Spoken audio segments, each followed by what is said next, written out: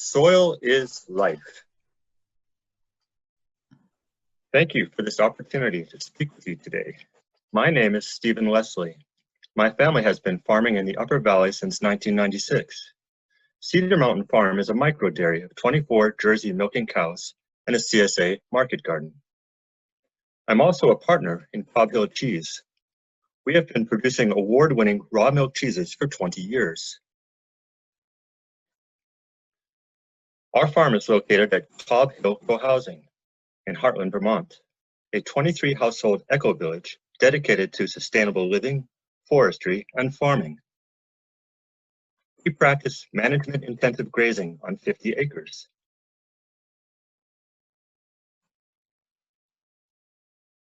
Our market garden is horse and human-powered. Hoop houses allow us to extend the growing season for produce. We plant a diverse rotation of full-season cover crops undersown with cash crops, and catch crops at the end of the season. Farm-made compost is applied annually at a rate of 20 tons per acre. We have begun a transition to no-till. I became an organic farmer in 1992 as a response to what I then perceived as a farming crisis and ecological breakdown. To me, as a first-world citizen, becoming a small farmer in North America seemed the most direct action I could take. I thought I was doing my bit to help forestall disastrous climate change when the October 2018 IPCC report on climate was released. It hit me like a bolt of lightning. I took a deep dive into the current science. I came away feeling like I wasn't doing enough, that I needed to join with others to effect decisive and immediate change. The words of a Swedish schoolgirl shot through my heart like a flaming arrow. One day, I was sitting in a brilliant crowd inside a darkened theater. My 12-year-old daughter and the rest of her dance company were on stage at a competition. They danced a comical piece, and yet I suddenly found myself uncontrollably weeping. At first, I did not know why. Then I realized I was weeping for all these beautiful children. I was weeping for Earth. I heard about Extinction Rebellion taking 5 bridges in London and turning the national conversation from Brexit to climate change. I joined the nonviolent revolution in Vermont. Extinction Rebellion united with others in a climate, migrant, and environmental justice coalition, youth leading the way. With creative, direct action, they brought the message of climate and ecological emergency to the chamber of the Vermont State House and got everybody talking about it. I love being part of this movement. But it is a challenge to be a farmer and an activist. As time went by, I gravitated to the role of advocate for soil. The shift was complete when I met Australian climate scientist and soil microbiologist Walter Yenny, from whom I first heard about the soil carbon sponge and its ability to naturally and safely cool the planet. His message changed my life, landed me back on my own 2 feet and the soil beneath them. Before, I was rebelling out of a sense of desperation. Now the solutions seemed within reach. I'll explain what I learned from Walter and many others besides later in the talk. But first, let's take a look at how we have arrived at our current moment, the agribiz apocalypse. Tropical Storm Irene came as a wake-up call to all Vermonters. A lot of soil washed away with Irene. Farmers everywhere are on the front line of climate change. Northeast is 20% wetter since 1970. Climate scientists predicted it will be 20% wetter again by 2050. Our crops and cattle are under stressors of extreme heat, drought, and precipitation events. We see new insects and plant diseases. Bats and swallows go missing from the sky. We experience unpredictable growing seasons. The USDA has reclassified our region from Zone 3 to Zone 4. In the middle of the country, in the spring of 2019, the Mississippi, Arkansas, and Missouri rivers all flooded. 20 million acres went unplanted. $20 billion was lost in profits. That same summer, 2.5 million acres of forest burned in Alaska. Georgia and North Carolina suffered drought and record-breaking heat. Worldwide, it was the hottest year in the history of humanity. In 2019, climate catastrophes around the planet dominated the news cycle. At current rates of soil degradation, groundwater depletion, and salinization, the Central Valley of California, where 40% of our produce is produced, will be a desert in 10 years. Globally, 30% of all arable land has been abandoned over the last 40 years. 25 million acres are abandoned each year. The FAO predicts that at current rates of worldwide soil loss, we have 60 harvests left.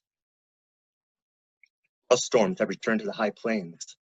The last 3 years have witnessed scenes all too reminiscent of 1935. California now burns out of control during the rainy season. This past year, the Amazon in Australia experienced unprecedented wildfire holocausts. Famine played a major role in the uprisings of the Arab Spring and the Syrian Civil War.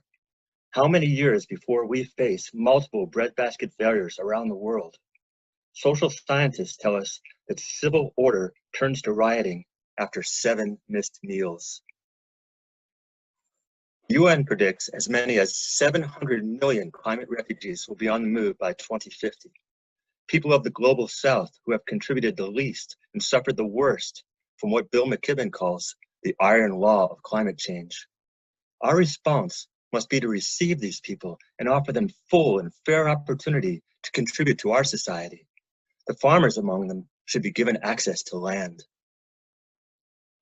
The process of land degradation was set in motion 10,000 years ago when we made the transition from hunter-gatherers to agriculturalists. Since then, humans have degraded half of the terrestrial land surface. Here in Vermont, land degradation began in earnest with European settlers 2 centuries ago. The invention of the machine loom, followed by the introduction of merino sheep, touched off a boom and bust in the wool industry.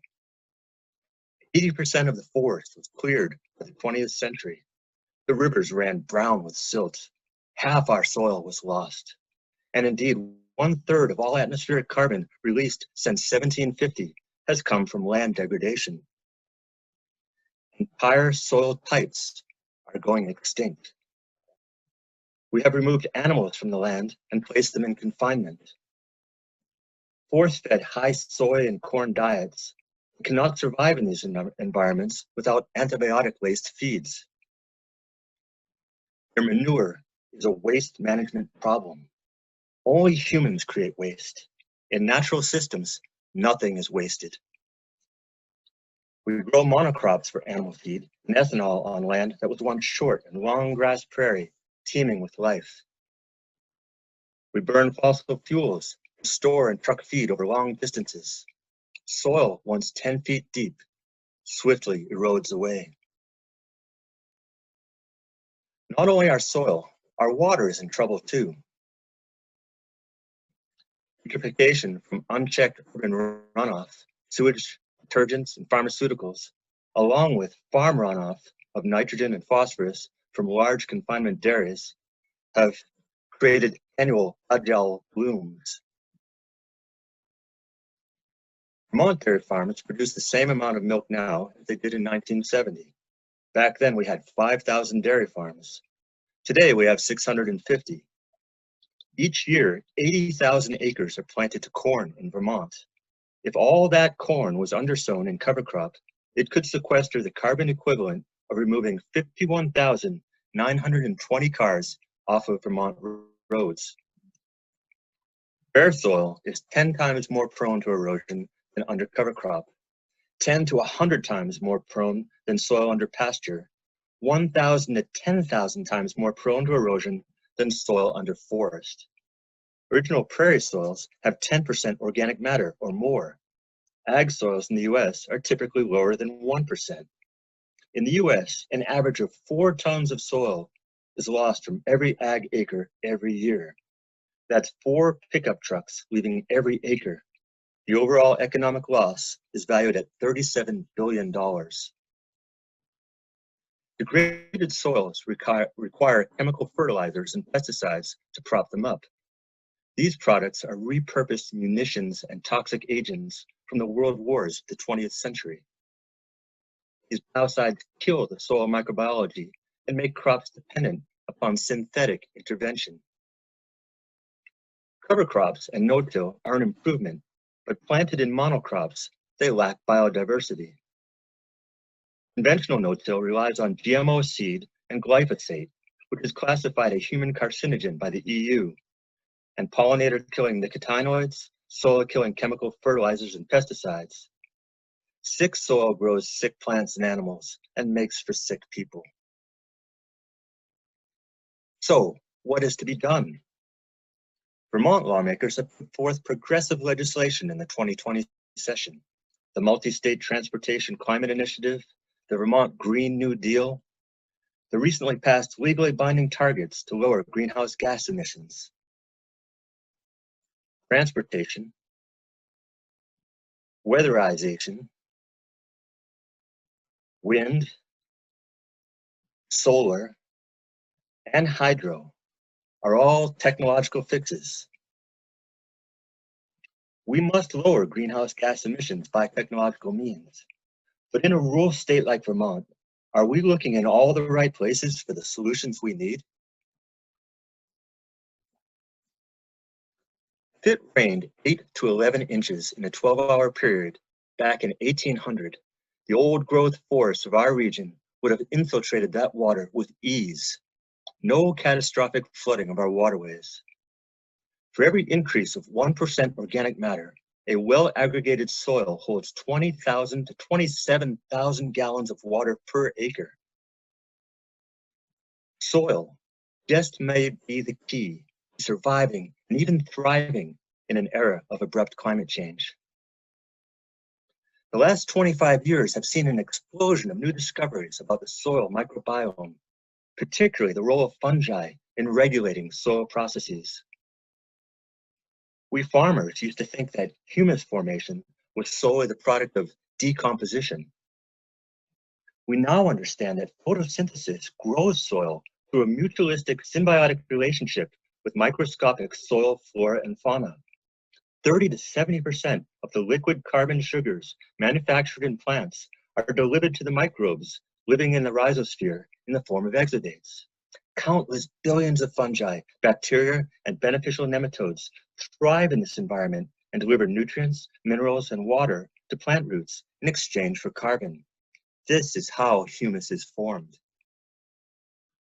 Our current practices are largely degenerative, and most of our incentives are misplaced. We need a just transition to shift our farms and forests over to regenerative land management. What would that look like? Here are some universal principles that we can follow to promote healthy soil in every context. Keep living roots in the ground.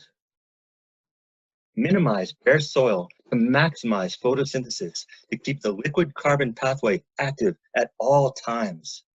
Soil cover increases organic matter. Soil cover protects against erosion. Minimize disturbance. Tillage burns up carbon and destroys the soil microbiome. Organic no-till creates a sink for carbon that restores the natural fertility of soils. Maximize diversity. Plant diversity stimulates greater microbial life and increases biodiversity at all trophic levels. Keep animals in contact with soil. Forage crops thrive under intensive management grazing. Planned grazing improves pasture and grows healthy livestock. Farmers and ranchers should receive training in regenerative practices. Dairy farmers should be incentivized to keep livestock at carrying capacity and get them back out on the land. On-farm and municipal composting can help put us on track to a circular economy and a zero-waste society. Healthy soil can sequester 3 to 10 tons of carbon per acre. It is estimated that if all 8.3 billion acres of rangeland and 3.8 billion acres of cropland on the planet were converted to regenerative land management, we could sequester enough carbon to bring CO2 in the atmosphere back down to 350 parts per million in just 5 years. The benefits of regenerative agriculture go far beyond carbon sequestration. At 90%, water vapor is the most prevalent greenhouse gas. CO2 is a mere 0.04%. 1 gram of soil carbon can hold 8 grams of water. We can restore the hydrologic cycle, restore the small rain cycles, cool the planet 1 microclimate at a time, mitigating both flood and drought while extending plant longevity. Every person owes their existence to soil. The human gut biome depends on the health of the soil biome. Just as the microorganisms in soil provide metabolites to plants, the microorganisms in our gut provide nutrition to our cells. Access to healthcare regularly polls as among the top concerns of Vermonters. If every citizen were dedicated to creating soil through the promotion of regenerative land management, we could sequester all the carbon we need to cool the environment, restore biodiversity, provide meaningful employment, and feed everyone nutrient-dense food. There is your universal health care. To build a resilient local food economy, we should establish price parity for farm products to ensure farmers and farm workers can earn a living wage. Institute regional supply management of farm products to keep pricing fair for small farmers. Establish cooperative markets and food processing hubs, and welcome migrant farm workers and ensure they receive equal rights and justice. Regenerative land management can cool the planet, restore biodiversity, and save humanity. But for any of that to happen, we need to understand that soil is the matrix of life, and as such is the very essence of the commons. Let's provide farmers with the training and incentives they need to transition to regenerative practices. We must not only reward farmers for ecological services, such as growing nutrient-dense food, providing cleaner air and water, and sequestering carbon. Land managers who are capable of growing topsoil while providing food, fuel, and fiber must be justly compensated in the same way that civil society supports all other infrastructure and basic service providers. Novel coronavirus is telling us many things. One clear message is that this global pandemic has the same root causes as abrupt climate change. We have created this situation through land degradation and loss of habitat. The predictable tragic outcomes of an unfettered capitalism that commodifies nature and externalizes environmental costs. On the other side of all this death and suffering, collapse of the global economy, we have before us a watershed moment for change on an unprecedented scale. We all have feet on the ground. This is the place to begin. Just as in the Great Depression, government will act to save our economy. We must be ready to lift our collective voices to ensure that change comes in the form of a Green New Deal, which recognizes habitat restoration as the basis of true societal wealth. It takes 2 wings to fly. We need to practice an engaged regenerative land management that equally prioritizes nonviolent direct action and hands in the ground practice. Soil is life.